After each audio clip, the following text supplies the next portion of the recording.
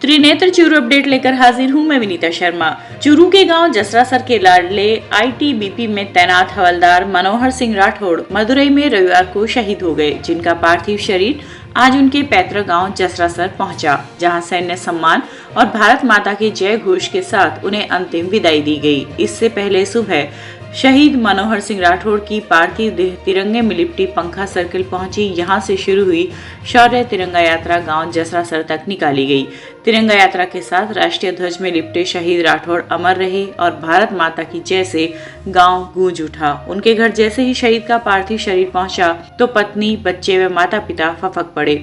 पत्नी ने अपने पति को देखा तो अवाक रह गई। आंखों में बह रही अश्रुधारा के बीच पत्नी लक्ष्मी कंवर ने अपने पति के अंतिम दर्शन किए। वहीं मासूम बेटे आदित्य व बेटी प्रिंसी ने अपने शहीद पिता के अंतिम दर्शन किए। घर से शुरू हुई अंतिम यात्रा में आसपास के गांव के लोगों ने लाडले जवान की अमरता के साथ ही मां भारती का जय घोष कर उनका सम्मान किया। गांव की मोक्ष भूमि में आईटीबीपी की टुकड़ी के जवानों ने अंतिम सलामी दी, जहां 5 वर्षीय बेटे आदित्य ने पिता को मुखाग्नि दी। एसआई राजकुमार ने बताया कि मनोहर सिंह की करीब 15 दिनों से तबीयत खराब हो रखी थी, जो कि अस्पताल में भर्ती थे। रविवार को तबीयत गंभीर हो गई। इलाज के दौरान उनकी मौत हो गई। उन्होंने बताया कि आईटीबीपी की ओर से ऑन ड्यूटी मौत होने वाले हर जवान को शहीद का दर्जा दिया जाता है। हमारी यूनिट का जवान था,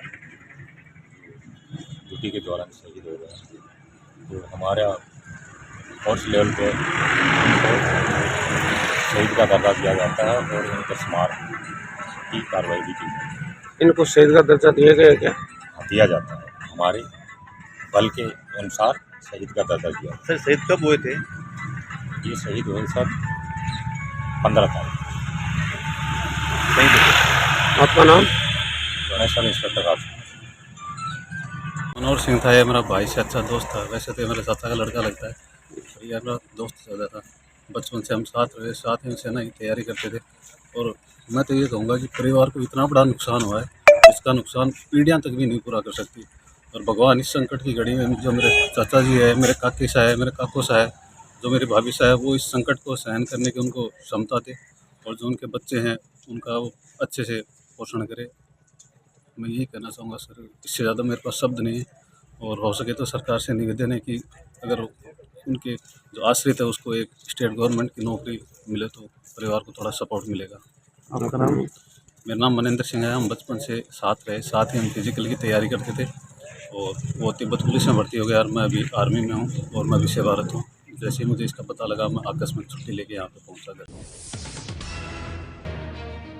विधानसभा आम चुनाव 2023 के दौरान मतदाताओं को जागरूक करने के लिए निकटवर्ती गांव लाखाओं के राजकीय उच्च माध्यमिक विद्यालय में आज मतदान आधारित रंगोली बनाकर मतदान संदेश दिया गया। प्रधानाचार्य लियाकत अली ने मतदान का महत्व बताते हुए कहा कि भारत दुनिया का सबसे बड़ा एवं सफल लोकतांत्रिक देश है और हमें अपने लोकतंत्र पर गर्व है। हमें लोकतांत्रिक व्यवस्था की सार्थकता साबित करने के लिए आवश्यक तौर पर मतदान करना चाहिए और दूसरे लोगों को भी मतदान के लिए प्रेरित करना चाहिए। इस अवसर पर अफसाना, आसमीन, अलिस्ता आदि छात्राओं ने आकर्षक रंगोली बनाई। प्रदेश में विधानसभा आम चुनाव 2023 में मतदान कर लोकतंत्र में अपनी भागीदारी सुनिश्चित करने की दिशा में आज जिला मुख्यालय स्थित राजकीय महाविद्यालय स्तरीय कन्या छात्रावास में स्वीप कार्यक्रम का आयोजन कर नव मतदाताओं को मतदान की शपथ दिलाई गई। सामाजिक न्याय एवं अधिकारिता विभाग के उप निदेशक अरविंद कुमार ओला ने बताया कि मतदाता सूची में पंजीकृत नव मतदाताओं को मतदान प्रक्रिया के बारे में जानकारी दी गई एवं आवश्यक रूप से मतदान करने हेतु शपथ दिलाई गई। इस अवसर पर सहायक प्रशासनिक अधिकारी रामनिवास भुवाल, छात्रावास अधीक्षक सुशीला, कनिष्ठ सहायक राजीव कुल्हार आदि उपस्थित रहे।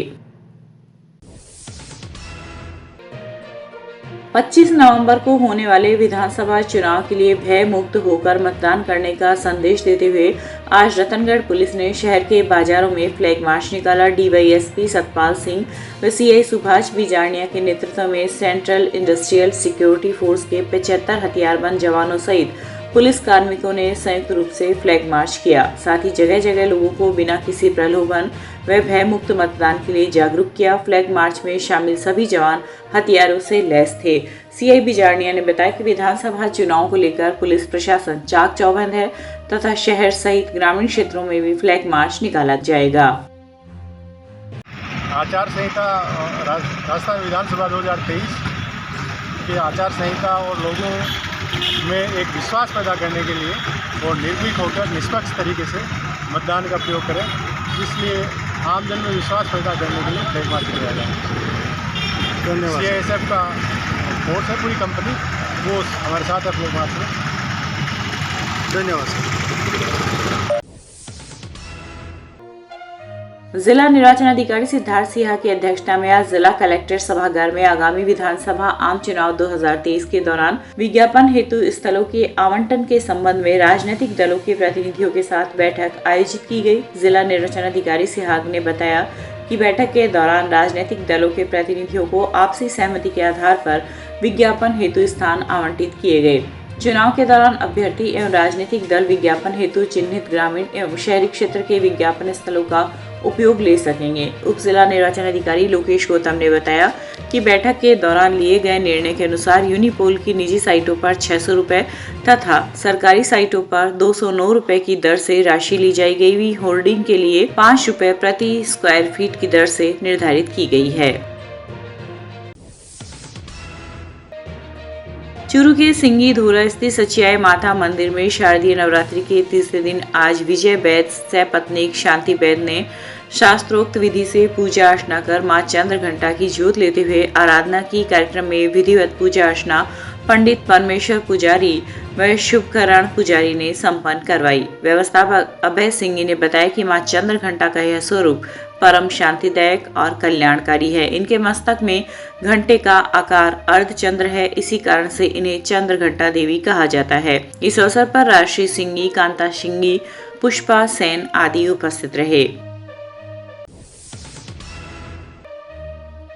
रतननगर के गणगौरी गेट पर भी हनुमान कला दुर्गा पूजा महोत्सव द्वारा दुर्गा पूजा का आयोजन किया जा रहा है, जिसमें भक्तों की भीड़ देखने को मिल रही है। नवरात्रि के उपलक्ष्य में आगामी 23 अक्टूबर को चूरू के द ग्रैंड शेखावटी होटल में डांडिया नाइट का आयोजन किया जाएगा। अग्रवाल महिला मंडल द्वारा आयोजित यह कार्यक्रम केवल महिलाओं के लिए रखा गया है, जिसका शुल्क देय होगा। राजनदेसर कस्बे के आदर्श विद्या मंदिर विद्यालय में आज विद्यार्थियों के स्वास्थ्य का परीक्षण किया गया। वैद्य लक्ष्मीनारायण शर्मा ने स्वास्थ्य परीक्षण करते हुए कहा कि व्यक्ति यदि अपने आहार विहार, खान पान, दिनचर्या, ऋतुचर्या आदि का ध्यान रखे तो स्वस्थ रह सकता है। साथ ही मोबाइल से दूर रहने की सलाह देते हुए विद्यार्थियों को शपथ दिलाई गई। कार्यक्रम का शुभारंभ स्कूल समिति के अध्यक्ष कुंदरमल दाधीच व वैद्य शर्मा ने दीप प्रज्वलित किया। इस अवसर पर समिति के सह व्यवस्थापक धनराज सेन, विमला सेवदा, उर्मिला स्वामी आदि उपस्थित रहे।